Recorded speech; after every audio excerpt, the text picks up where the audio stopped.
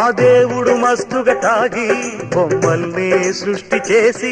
అరే గజిబిజి పడుతున్నాడు తన తప్పే తనకు తెలిసి ఓయ్ ఉన్నవాడిదే దోపిడి లేని వాడికే రాపిడి లోకం ఇట్టా ఏడ్చరా దీనిని ఎవ్వడు మార్చురా ప్రతి ఒక్కడు ఏ మార్చురా గుడికెళ్ళినా గుణమేదిరా తప్పైపోయిందిరో క్షమించురో క్షమించు నరుడా మందు కొట్టేవాడే నీకు పరమ గురుడా సత్యం శివం సుందరం నిత్యం ఇదే అనుభవం